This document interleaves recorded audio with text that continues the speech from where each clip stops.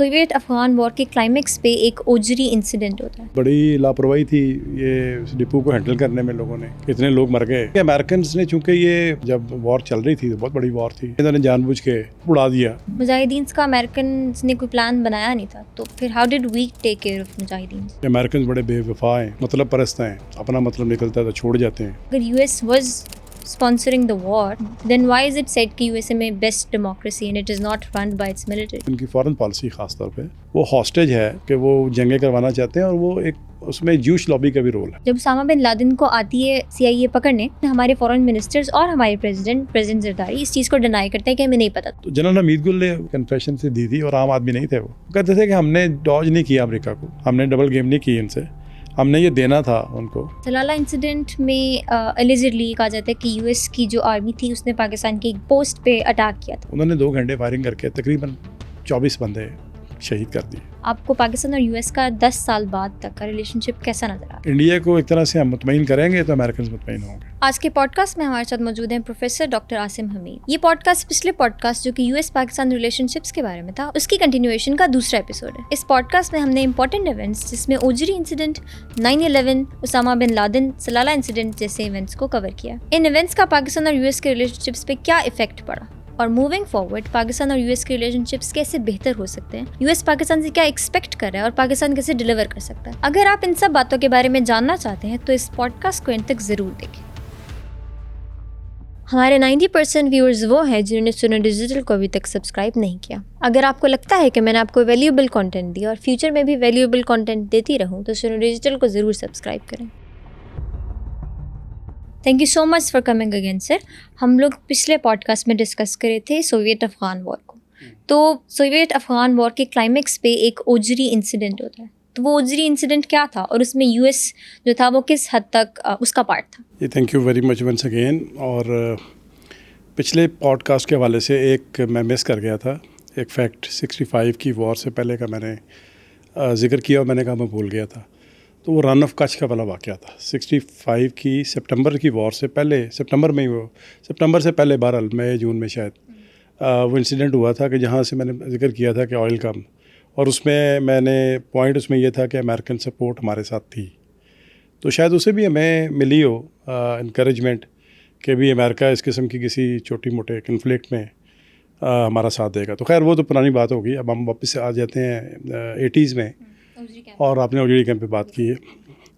ये ओजड़ी कैंप, तो अगर उसका कैंप की बात करें तो प्री पार्टीशन ब्रिटिश इंडिया में ये एक डिपो था असले का, और उस ज़माने में ज़ाहिर है वहाँ पॉपुलेशन नहीं थी और कम थी पॉपुलेशन। तो ये फैज़ाबाद के पास है, और उसमें यानी कि बॉर्डर है इस तरह से इस्लामाबाद पिंडी का।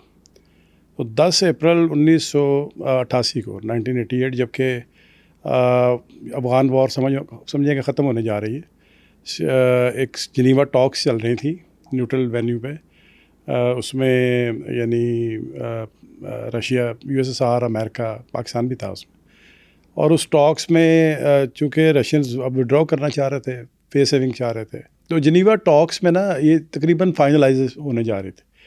तो उस समय ज़ियाउल हक साहब चूँकि पुराने पार्टनर थे अमेरिकन के, तो वो अपनी भी चाह रहे थे कि हमारी भी सुनी जाए, उसमें बनता था स्टेक उनका, क्योंकि और उसको उसमें वो यानी कि कंफर्टेबल नहीं थे। सिविलियन गवर्नमेंट जो थी, जनेजू, मोहम्मद खान जनेजू, जो ख़ुद से ज़िया साहब के ही एक तरह से चुने हुए वज़ीर आज़म थे, वो चूँकि अमेरिकन के साथ उनकी विज़िट थे काफ़ी, उनका हौसला काफ़ी शुरू से ही डिफरेंट सा रोल था, सोचा नहीं गया था कि इस तरह से करेंगे वो।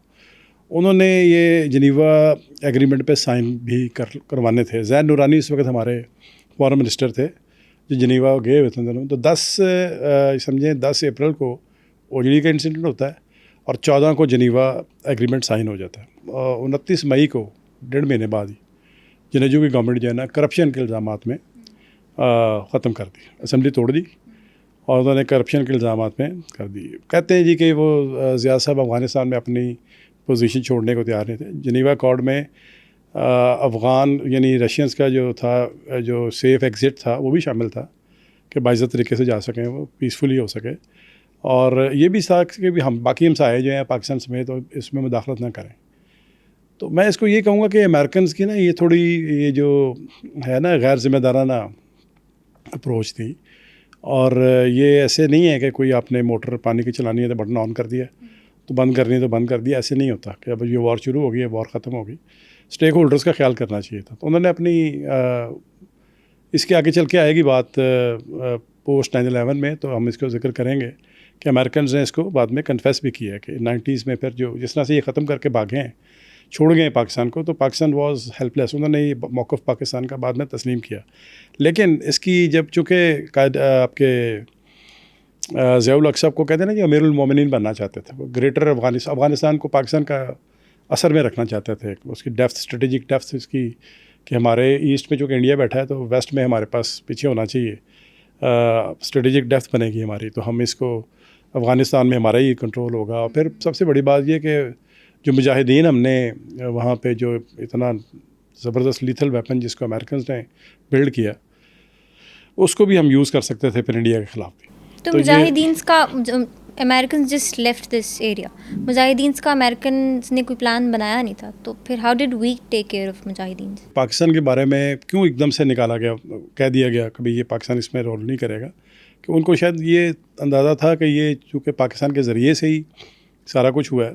30 लाख मुहाजिरीन बैठे हुए थे, उन्हीं में से ट्रेन करके बंदे बहुत सारे, तो ख्याल ये था कि ये कहीं ये किसी और जगह यूज़ ना करें, बड़ा सुपीरियर वेपन है। और उनके नए चूँकि रशिया के जाने के बाद और फिर उसके डिसमेंटल होने के बाद यूएसएसआर के, उनका नए पार्टनर्स जो रीजन में थे, कोल्ड वॉर तो उस तरह से नहीं रही ना, कोल्ड वॉर का थ्रेट भी ख़त्म हो गया, तो उनको इसी रीजन में अब इंडिया की ज़रूरत थी। इंडिया नया पार्टनर था उनका, और वो इसलिए था कि चाइना को अब जो कंटेनमेंट पहले यूएसएसआर के ख़िलाफ़ कर रहे थे, वही कंटेनमेंट जो है ना उन्होंने चाइना की करनी थी। हालांकि वो 70 हमने नोट किया था, 72 में इनकी हम नहीं करवाया था उनका।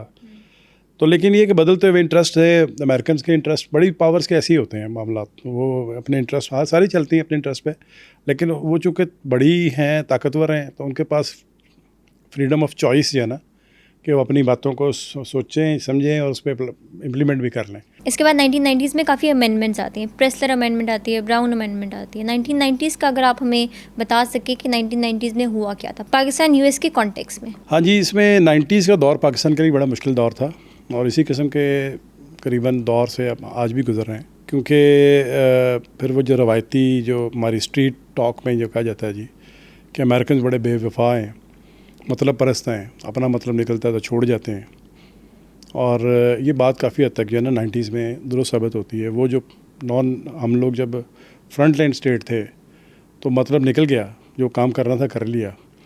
उसके बाद उन्होंने पाकिस्तान के ऊपर जो है ना जो सबसे ज़्यादा जो पाबंदियाँ लगाईं, जो 80s में उन्होंने सरफ़ नज़र किया हुआ था जिस पे, वो न्यूक्लियर के हवाले से।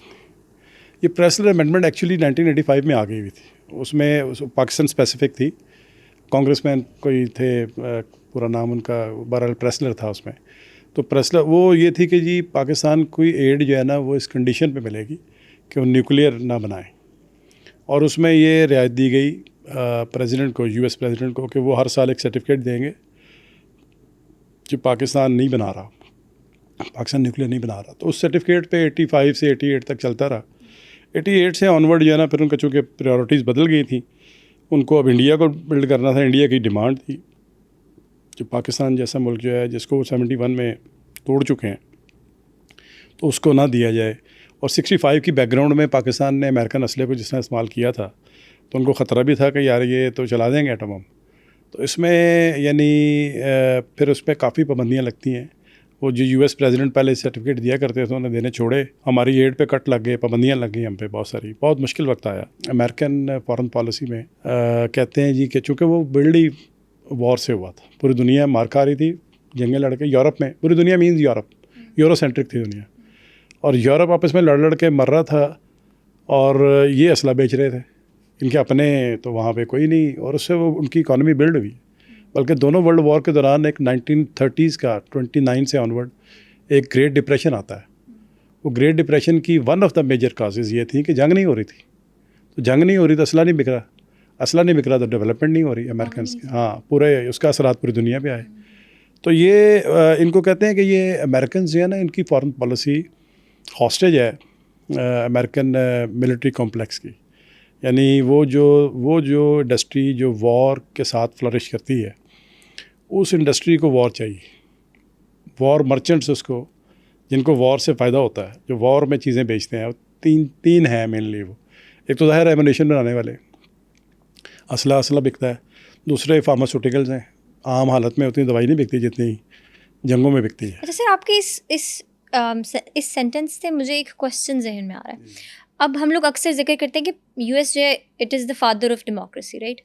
डेमोक्रेसी में सबसे आगे। मेरा नहीं ख्याल, मुझे लगता है कि डेमोक्रेसी में there is no option of war. तो अगर अकॉर्डिंग टू यू, अगर US was sponsoring the war, तो दैट मीन्स के दैट सजेस्ट कि US was backed up by CIA. तो हाउ कैन यू से कि then why is it said कि USA में best democracy and it is not run by its military? ये अच्छा एक यूनिक सा डायमेंशन है इसकी।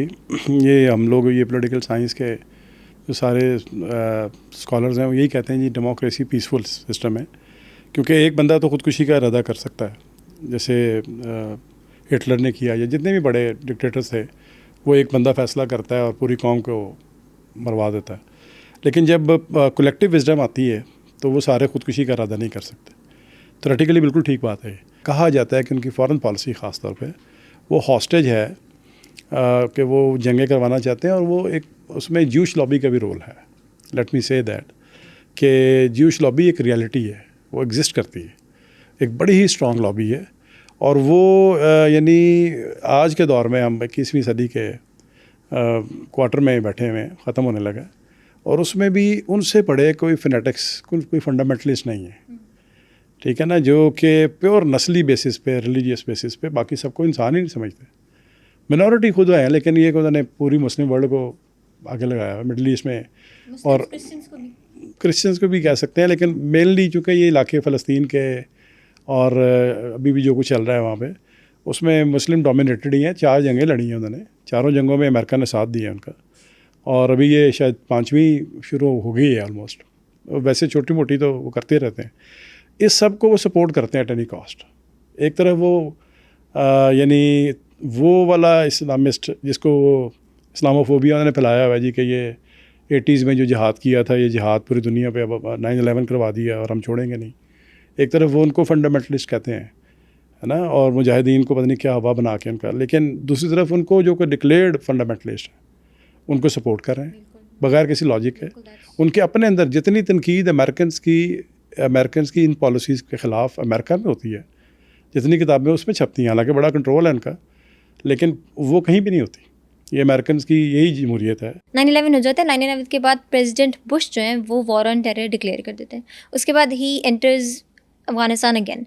तो उनका अफगानिस्तान में एंटर करने का पर्पस क्या था? इससे पहले तो ये देखना चाहिए कि वो अमेरिकन्स उन्होंने किया क्या। ये रखिए एक चीज़ ज़हन में कि अमेरिका में ये बुश से शुरू होता है, जूनियर बुश से ये शुरू होता है, कि जिसमें वो कोई बहुत रिफाइंड किस्म के, बहुत ज़्यादा कोई जो लोग जिस तरह आते थे पॉलिटिशियंस सियासत में, वो नहीं आ रहे। जवाल शुरू हो गया एक तरह से, ट्रम्प तक बात पहुंच गई, और he is the most popular person there. अगर अमेरिका की हिस्ट्री पढ़ें तो जिन लोगों ने वॉर ऑफ इंडिपेंडेंस लड़ी थी, जिनके तस्वीरें छपी होती हैं उनके डॉलर्स पे, वो उनकी थोड़ा देखें तो समझ आती है कितने बड़े लोग थे। कॉन्स्टिट्यूशन भी बना रहे हैं, बैटल भी लड़ रहे हैं, वॉर ऑफ इंडिपेंडेंस भी लड़ रहे हैं, और विजनरी थे, और अजीब लोग थे वो इस तरह से। तो बुश साहब के बारे में तो ये मशहूर है कि हालांकि सीनियर बुश लाइक थे, लेकिन ये जूनियर बुश तो बहुत ही उनको काउबॉय प्रेसिडेंट कहते हैं। प्रेसिडेंसी के इलेक्शन लड़े थे, इनसे पूछा गया कि पाकिस्तान में कौन है प्रेसिडेंट, तो ही हैड नो आइडिया। अब सोचिए कि अमेरिका का प्रेसिडेंट बन रहा है और उसे मुशर्रफ का नाम नहीं आता। तो वो साहब जो हैं उन्होंने फिर जो पॉलिसी भी दी, जिसको बुश डॉक्ट्रिन कहते हैं, जब अमेरिकन प्रेसिडेंट जो पॉलिसी स्पीच करते हैं तो उनको वो एक डॉक्ट्रिन बन जाता है। वो उन्होंने 4 साल कम अज़ कम उस पर चलना होता है, तो 8 साल चले वो। तो 9/11 उनके दौर में हुआ, तो उन्होंने एक पॉलिसी दी, वो बिल्कुल डिप्लोमेसी की ज़ुबान में बड़ी अनरीज़नेबल थी, थ्रेटनिंग थी। जैसे छोटे बच्चे कहते हैं ना कि मेरे साथ हो कि उसके साथ हो, तो वो उन्होंने वही कहा कि इधर यू आर विद अस और अगेंस्ट अस, मतलब ये कुछ चॉइस ही नहीं छोड़ रहे। डिप्लोमेसी चॉइसेस का नाम होता है। और उन्होंने स्टोन एज की भी धमकियाँ चली, उसमें मुशर्रफ ने भी अपनी किताब में जिक्र किया है कि अगर साथ नहीं दोगे तो स्टोन एज में पहुँचा देंगे। उसका रिचर्ड आर्मिटेज का जुमला था, वो बाद में उसने माना नहीं, लेकिन फैक्ट है कि ऐसे ही हुआ होगा। और फिर ये कि उन्होंने जो एक उस ज़माने में जो चले कि एक्सिस ऑफ ईवल्स हैं, एपिसेंटर ऑफ टेररिज्म है, और पाकिस्तान अफगानिस्तान के बॉर्डर में पड़े हुए हैं सारे, और हम छोड़ेंगे नहीं। और प्रीएम्पशन का लॉ दिया उन्होंने, उसूल दिया कि हम आइंदा अटैक का वेट नहीं करेंगे। अगर आइंदा हम ये नहीं होने देंगे, हम आइंदा अटैक का वेट नहीं करेंगे, हम जो हमारे खिलाफ जहाँ प्लानिंग हो रही होगी हम वहाँ पहले अटैक करेंगे। इसके बाद यूएस पाकिस्तान को वैसे एक्यूज़ करता है कि पाकिस्तान डबल गेम खेल रहा है। एक्चुअली 9/11 के बाद तो पाकिस्तान के एक दफ़ा तो वारे न्यारे हुए ना। इसमें पाकिस्तान को सिविलियन भी एड आना शुरू हुई, फौजी एड भी आना शुरू हुई। 90s का जो क्रंच था वो ख़त्म हो गया, सारे कर्ज़े हमारे रीशेड्यूल हो गए, कुछ माफ़ हो गए, सारे हमारे इकॉनमी भी बेहतर हो गई। 9/11 के बाद सख्तियाँ हो रही थी अमेरिका में या वेस्ट में टेरर फाइनेंसिंग के हवाले से, तो लोगों ने अपने पैसों को इनसिक्योर समझा, उन्होंने पैसे वैसे भी भेजे, फॉरेन रेमिटेंस ज़्यादा आने लग पड़ी। पाकिस्तान की इकॉनमी का बूम आया था बहुत अच्छा एक मुशर्रफ दौर। उसको It was because of 9/11. 9/11 का दुनिया को नुकसान हुआ, पाकिस्तान को फ़ायदा हुआ। एक तो अमेरिकन एड दोबारा बहाल हो गई बहुत ज़्यादा, और हमने उसमें शुरू में बड़ा अच्छा डिलीवर भी किया। मुशर्रफ ने भी किताब में जिक्र भी किया उसका कि जी हमने इतने बंदे पकड़ के दिए इनको, और यानी और उनके अड्डे भी दिए। ज़ाहिर है शमसी वगैरह बहुत सी जगह थी जहाँ पे अड्डे थे। अमेरिकन की सपोर्ट किया कुल जो अफ़गानिस्तान में वो बैठे हुए थे आके, पूरे नेटो की फोर्सेस थी, अमेरिका उसको लीड करता है, तो उसकी जो सप्लाईज़ थी वो पाकिस्तान से गुजरी जाती थी, हम ही देते रहे हैं सारे सप्लाईज़। वो जो समुंदर से आनी है तो यानी सप्लाईज़ वहाँ पे तो उनका वो पूरा बड़ा लेविश उनकी छावनियाँ थी, तो हमने पूरी तरह से सपोर्ट किया, हमें भी फ़ायदे हुए उसमें। लेकिन जो है ना इस दौरान जो डेवलपमेंट होती है, मैं लेट मी से के 2006 3 और 4 मार्च को कोई दिन है 2006 का, ये एक फेटफुल साल है जिसमें पाकिस्तानी ये ब्लेम कर रहे हैं अमेरिकन को कि यार ये हमें पूरा उतना नहीं दे रहे जितना बनता था, हम जितनी हमारी तो यहाँ पे पाकिस्तान की ईंट से ईंट बच गई ना उसके उस पार्टनरशिप के। आपने जिनको क्रैकडाउन कर रहे हैं, जिनको निशानदेही करवा रहे हैं, या ड्रोन अटैक भी शुरू हो गए हुए थे यहाँ पे, अपनी टेरिटरी पे करने दे रहे हैं आप ड्रोन अटैक्स, तो उनका तो फिर जो उनका रिएक्शन है वो तो हमें ही फेस करना पड़ा ना। हमने वो सारा फ्रंट हमने फेस किया। पाकिस्तानी तो कर रहे थे कि जितना हमने इनके लिए कर रहे हैं उतना ये उस तरह से मुट्ठी खोल नहीं रहे, उतनी एड में दे नहीं रहे जो हमारा हक बनता है। और जो अमेरिकन थे वो समझ रहे थे कि उनके पास एविडेंस होगा कि यार ये जो करना चाहिए इन्हें उतना नहीं कर रहे। डू मोर की एक शुरू हो गई थी कि भाई पकड़ के 2 बंदे, तुम्हें पता है सारा मतलब है, और वो इनके ऊपर डू मोर की बात चल रही थी। और एक उस ज़माने में एक बहुत बड़ा स्प्लिट हुआ था, good Taliban and bad Taliban. Musharraf बहुत दिलेर थे, ओपन थे, ब्लंट थे, हर बात करते थे खुल के। तो वो कहते थे कि जी हम लोग गुड तालिबान और बैड तालिबान की तफरीक समझते हैं। बहुत सारे ऐसे तालिबान हैं जो पाकिस्तान के साथ हैं, प्रो पाकिस्तान हैं, और बहुत सारे ऐसे हैं जो एंटी पाकिस्तान हैं, तो फिर हम इनको तो गुड और बैड कहेंगे। अमेरिकन साफ साफ कहते थे कि जी हम इस किस्म की किसी भी तकसीम को नहीं मानते। तालिबान सारे जो है ना वो टेररिस्ट हैं, उनके दौर में ही 9/11 में वहाँ पे अटैक हुए थे, तो वो उनको नहीं मानते। तो ये एक डिफरेंस था बहुत बड़ा। तो इस सारे सिनेरियो में 2006 में मैं थीसिस लिख रहा था उस ज़माने में, तो बड़ा क्लीनली ऑब्जर्व कर रहा था इसमें। तो 2006 में आखिरी जो प्रेसिडेंट अमेरिका आके आए हैं पाकिस्तान में, चार के करीब ही आए हैं टोटल, लेकिन ये कि 2006 में 2 दिन के लिए आए बुश, वो पहले इंडिया, वो जब आते हैं तो वो पहले इंडिया से अक्सर होके आते हैं।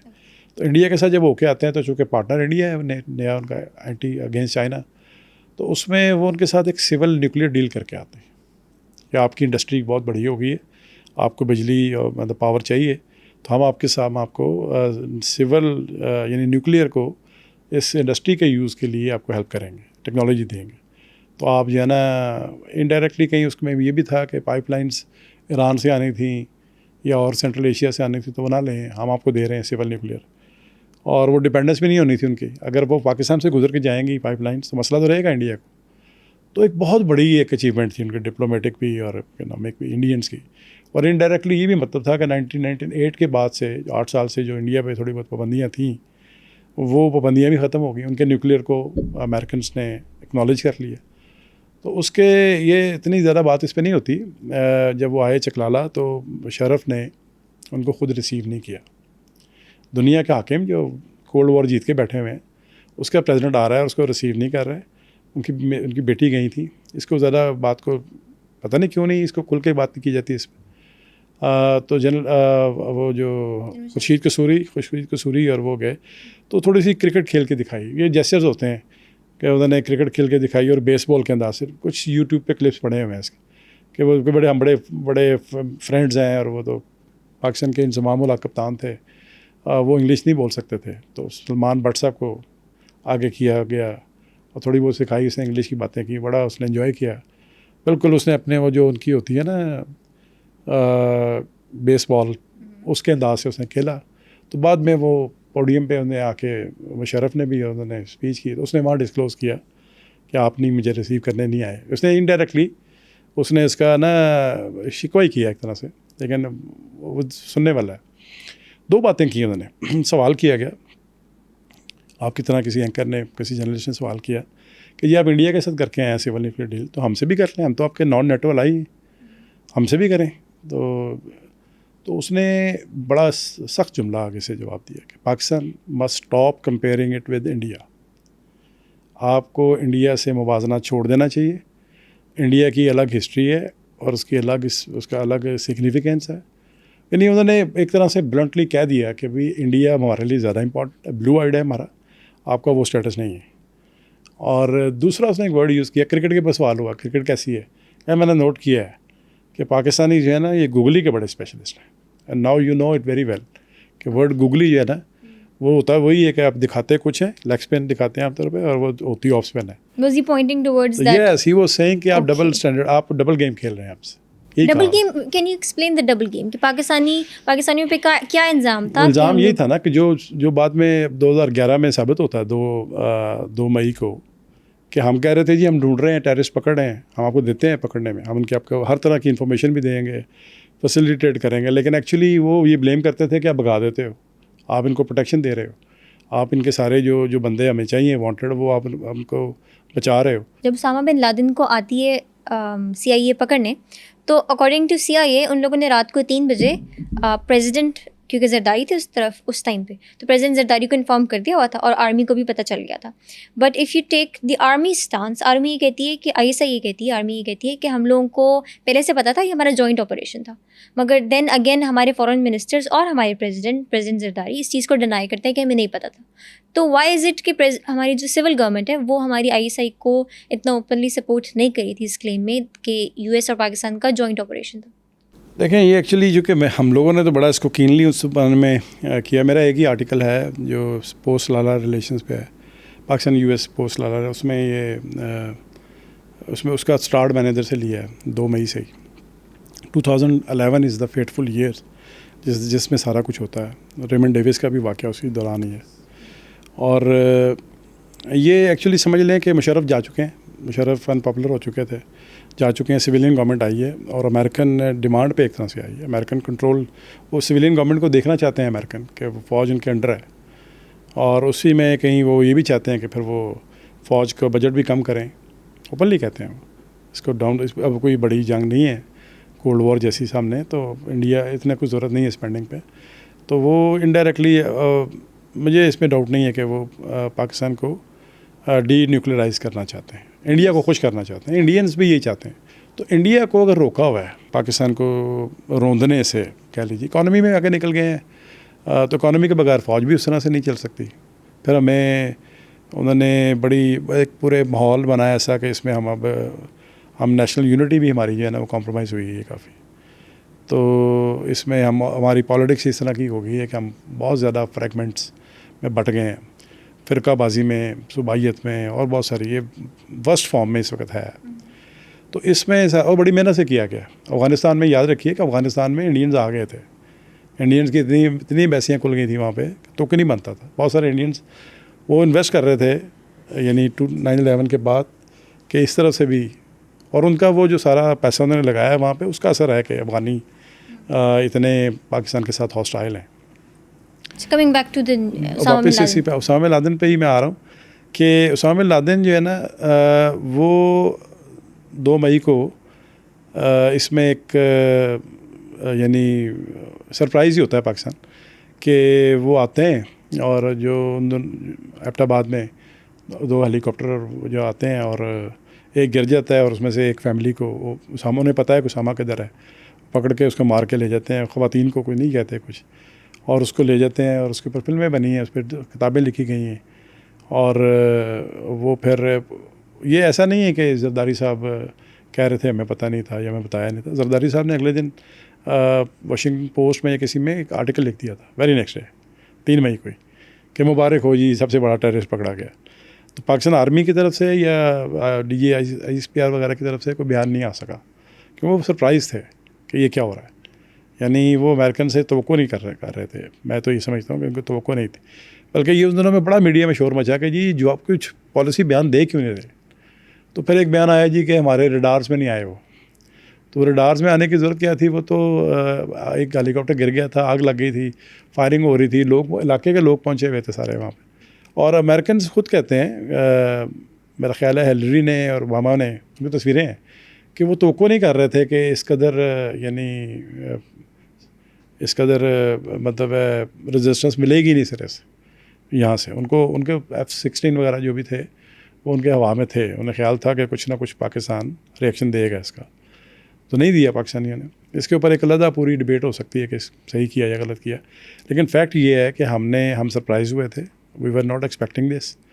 और उसके फिर ये भी समझें कि अमेरिकन की वो हमारा एक तरह का पार्टिंग ऑफ द वेज बन गया। कि वॉर ऑन टेरर के बाद जो सो कॉल्ड कन्वर्जेंस थी वो उन्होंने प्रूफ ही निकाल लिया आपसे कि देखें जी आपने। और वो चूँकि काकूल अकेडमी के और एबटाबाद के पूरे इलाके में इतने करीब था कि वो मुमकिन नहीं था कि ना हो, पता ना हो। तो जनरल हमीद गुल ने फौत हो गए में, वो ये उन्होंने कन्फेशन से दी थी, और आम आदमी नहीं थे, वो पढ़े लिखे जनरल थे और जंग लड़ी हुई थी अफगान वॉर। वो कहते थे कि हमने डॉज नहीं किया अमेरिका को, हमने डबल गेम नहीं की इनसे, हमने ये देना था उनको, रखा होगा शायद हमने उसामा को, लेकिन हमने किसी बेहतर टाइम में किसी बेहतर नेगोशिएशन के बाद देना था, क्योंकि और लोग भी तो दिए हैं ना हमने पकड़ के, तो ये भी देना ही था। तो ये हम पे ज़रा ज़्यादा इल्ज़ाम ओवर रिएक्ट कर रहे हैं वो। लेकिन अमेरिकन ने उसके बाद लिखा तो बहुत कुछ गया है वहाँ पे तो डिमांड्स ये थी कि पाकिस्तान को टेररिस्ट स्टेट डिक्लेयर किया जाए, कि दुनिया का सबसे बड़ा टेररिस्ट मार्के रखा हुआ है। तो लेकिन ये कि उसके बाद कोई चूँकि ताल्लुकात बहुत गहरे हैं हमारे, तो कोई बिहाइंड द कर्टन्स जो डिस्कशन रही होगी, नाराज़गियाँ हैं बहुत सारी, उसमें उन्होंने इतना ज़रूर किया कि हमें उस लेवल पे पाबंदियाँ नहीं लगाई। उसके बाद और तरीके से लेके चलें हमें उन्होंने। बहरहाल वो जो कन्वर्जेंस थी ना वॉर ऑन टेरर के बाद से, जो हमारी एड आ रही थी कैरी लूगर बिल के ज़रिए से, वो सारी उस तरह से नहीं रही। उसके बाद से हमारे जो है ना उनकी जो कंडीशंस हैं वो टाइट होती चली जा रही हैं।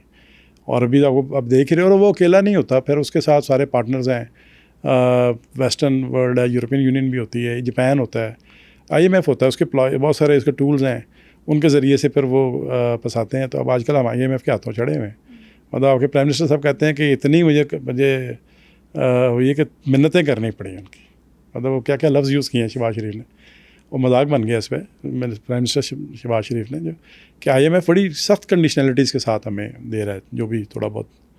तो इसमें ये जो मौजूदा फेज़ में पहुंच जाएगी बात, इसमें 2 मई 2011 सबसे इम्पॉर्टेंट है। अच्छा, इसके बाद एक और इंसिडेंट होता है सलाला इंसिडेंट। सलाला इंसिडेंट में एलिजिडली कहा जाता है कि US की जो आर्मी थी उसने पाकिस्तान की एक पोस्ट पे अटैक किया था। तो can you tell us more about that incident? 26 नवंबर 2011 टेंशन चल रही हैं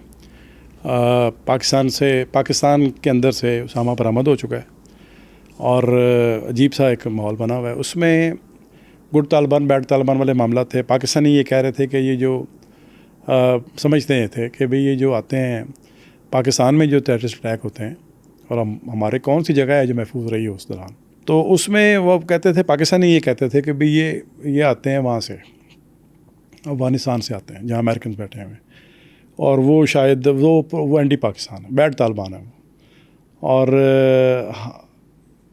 वो हमने चौकी बनाई हुई थी, सलाला महमद एजेंसी में है एक पोस्ट है, उसमें कोई 28-30 हमारे फौजी थे और वहाँ यानी हेलीकॉप्टर से आके 2 घंटे फायरिंग की और क्यानी थे हमारे डीजी, उस वक्त आर्मी चीफ थे, हॉटलाइन थी हमारी, जो भी उनके कमांडर थे वहाँ पे अफ़गानिस्तान में, उस पर उन्होंने रब्ता किया, उन्हें बताया कि भाई ये टेररिस्ट कोई टेररिस्ट नहीं है।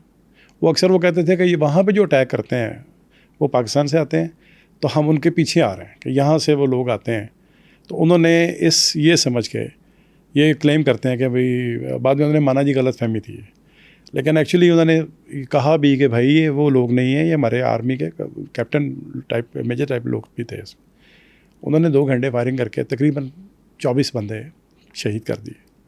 ये डायरेक्ट इस तरह से एक रेगुलर आर्मी का दूसरी पाकिस्तान की आर्मी का जो पार्टनर्स हैं, एक पूरी हिस्ट्री है पूरी इनकी, इस तरह से मारना, इट वाज शेमफुल। यानी ये पाकिस्तान, ये एक 2 मई से भी बड़ा सरप्राइज़ था कि यार अब सीधे ही पाकिस्तान फ़ौज पे अटैक कर रहे हैं। तो इस पे रिजेंटमेंट आई पाकिस्तान में बड़ी स्ट्रॉन्ग।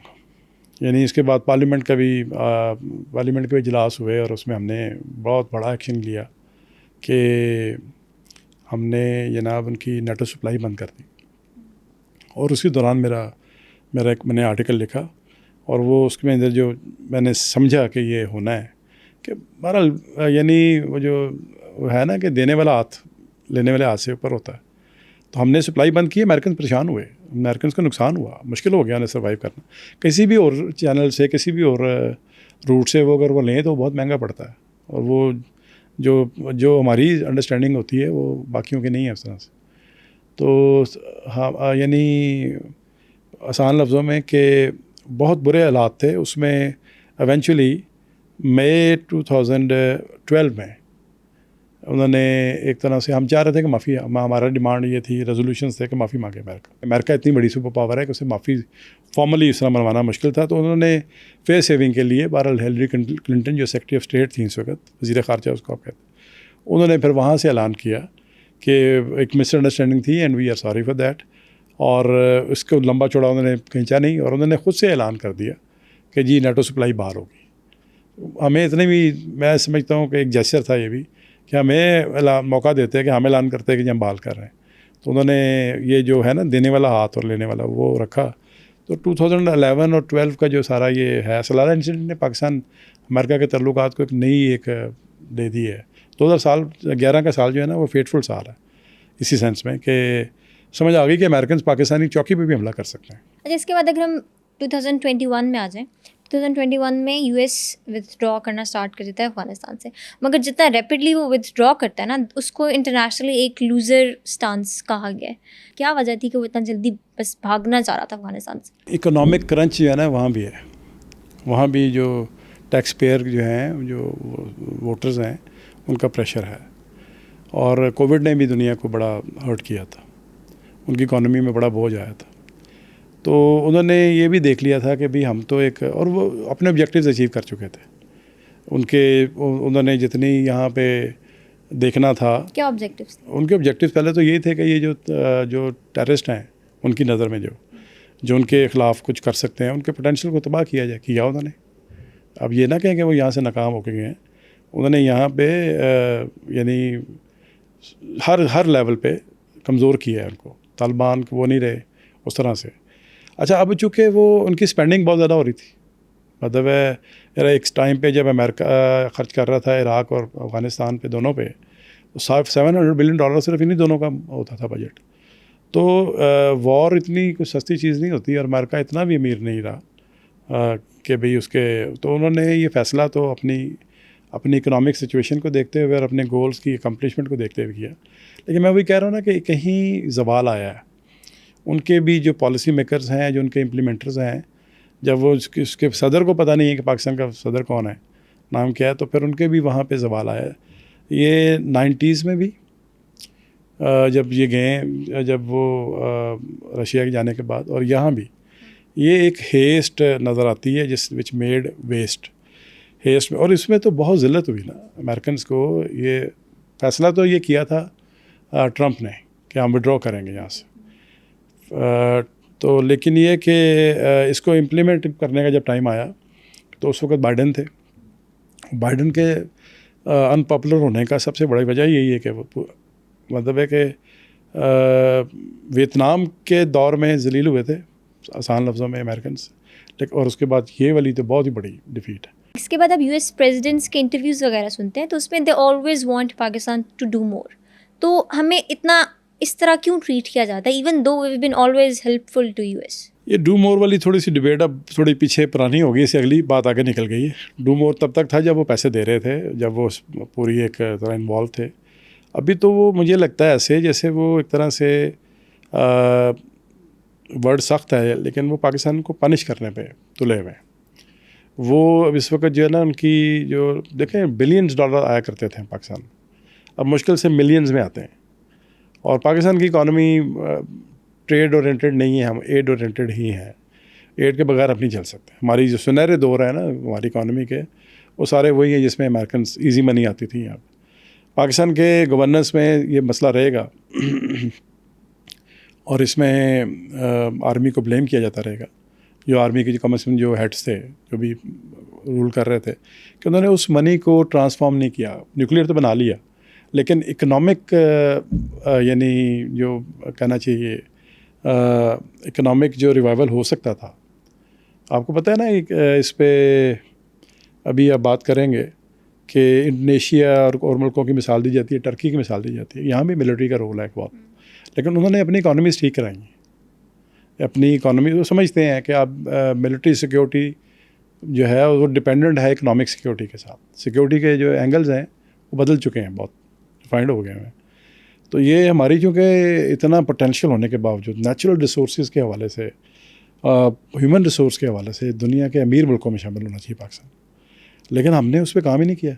हमने अपनी सवाल नज़र आता है हर शोबे में, ठीक है ना, और वो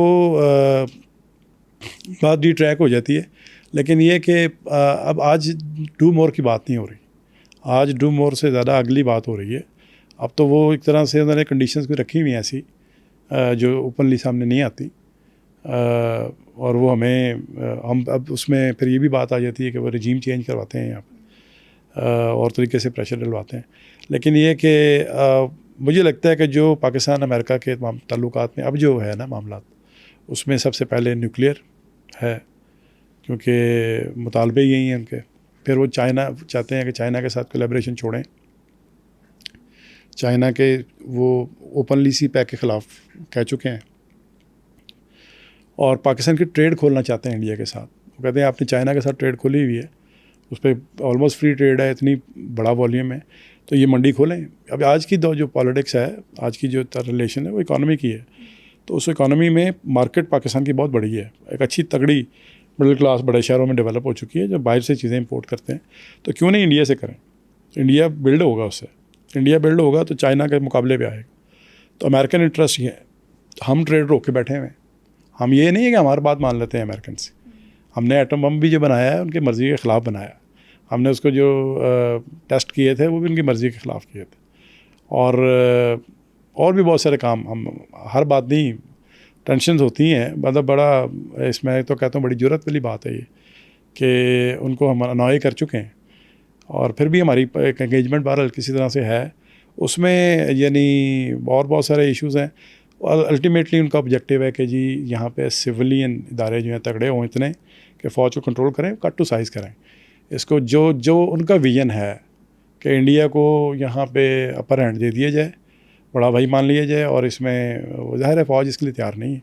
और ख़ास तौर पे जो कश्मीर में किया और जितने वो हॉस्टाइल हैं अब जिस तरह का वहाँ पे फैनेटिसिज्म आ चुका हुआ है जो अपने मुसलमानों के साथ वो कर रहे हैं, तो ये एक सवाल है, पूरी दुनिया में एक सवाल है एक तरह से कि इस कदर की इंतहा पसंदी पूरी दुनिया में आ गई और इंडिया में आ गई, इवन अमेरिका में आ गई। ट्रंप जो है वो आम आदमी तो नहीं है, रेडिकल है उसकी अप्रोच बहुत सारी। अच्छा, इस टीवी पॉल एक ऑथर हैं, वो अपनी book warrior state of mind में लिखते हैं कि पाकिस्तान की जो इवन सिविल इदारे हैं ना उस पर मिलिट्री डोमिनेंस ज़्यादा है। तो इस मिलिट्री डोमिनेंस की वजह से हमारे फॉरेन रिलेशंस स्पेशली यूएस के साथ कैसे इफेक्ट होते हैं? हम लोग भी कहते थे, पढ़ते हैं आए हमेशा कि Pakistan is a victim of its geography. हम लोग जो ना अगर चाहें भी ग्रेट गेम और जो सुपर पावर्स की लड़ाइयाँ हैं उनको हम चाहें भी कि हम उससे बचे रहें तो हम नहीं बच सकते हैं। Proximity with the great powers बहुत ज़्यादा है हम एरिना है उनका, क्रॉस रोड पे बैठे हुए हैं। तो उसमें यानी यही बात उन्होंने की है। उन्होंने अपनी किताब के जो है थीसिस पूरा उनका, वो उन्होंने कर्स का वर्ड यूज़ किया है, कर्स ऑफ ज्योग्राफी। और उसमें कहा जी कि उसमें फिर इवेंचुअली इसने एक सिक्योरिटी स्टेट ही बनना था, इसमें फ़ौज का रोल ही होना था, और ये बहुत ज़्यादा बढ़ गया हुआ है। और फ़ौज का रोल जो है ना, ये उस पर तनकीद भी ज़ाहिर उन्होंने की है इस पर कि ये, और वो फिर ये यहाँ तक चले जाते हैं कि भाई इसका रोल को कम होना चाहिए। वो ये जो पॉलिसी अमेरिकन की है, वो उनके इंटेलिजेंशिया भी फिर उसी लाइन को टो कर रहा होता कि ये रोल अगर पाकिस्तान ने सर्वाइव करना है, पाकिस्तान ने बेहतर होना है, फिट करना है अपने आप को इंटरनेशनल पूरे में, तो उसको फ़ौज को अपनी रिट्रीट पर ले जाना पड़ेगा। और ये फ़ौज दोस्ती होने देती नहीं है, फ़ौज जो है ना डेवलपमेंट नहीं होने देती। ये किताब का थीसिस। तो यही मैं पहले कह रहा था कि पाकिस्तानी और अमेरिकन जो परसेप्शन है, इसमें देखें ना, ये तनकीद आप अमेरिकन पे भी होनी चाहिए, ये तनकीद इंडियंस पे भी होनी चाहिए, ठीक है ना। वो मेरा तो ऑनेस्टली ये ओपिनियन है कि अगर यूरोप अगर यूनिफाई हो सकता है, बेशक ब्रेक्सिट हो गया है, बरतानिया निकल गया उसमें से, लेकिन वो मुल्क जो आपस में सदियों लड़ते रहे, मतलब वर्ल्ड वॉर तक लड़ी हैं उन्होंने, यूरोपियन वॉर थी वो अपनी करेंसी के एम सेम कर लेते हैं। वो जर्मनी और फ्रांस भी इसमें शामिल है, ठीक है ना। सेकेंड वर्ल्ड वॉर में इसने हिटलर ने फ्रांस पे कब्ज़ा किया हुआ। अगर वो कर सकते हैं तो हमारी क्यों नहीं हो सकती। हमारी तो ज़ुबान भी, हमारी शक्लें भी बहुत सारी मिलती जुलती हैं आपस में, कल्चरली भी हम गाने उन्हीं के सुनते हैं। तो कोई रास्ता ऐसा होना चाहिए। अगर इंडियंस अगर बड़ा दिखाते इस पर, मुझे कोई डाउट नहीं है कि ये 47 में जो 25-26 अक्टूबर को, 26-27 अक्टूबर की रात को जो कब्ज़ा हुआ और कश्मीर का ऐसी वो मसला बना जो कि वो दे देते। अगर वो कोई विजनरी लीडर इंडिया में होते ना, तो इंडिया पाकिस्तान दोनों बहुत तरक्की कर रहे होते इस वक्त, बहुत आगे चले गए होते। हमने तो अपना सारा पैसा मतलब एक तरह से पटाखों में इन चीज़ों में ज़ाया कर दिया।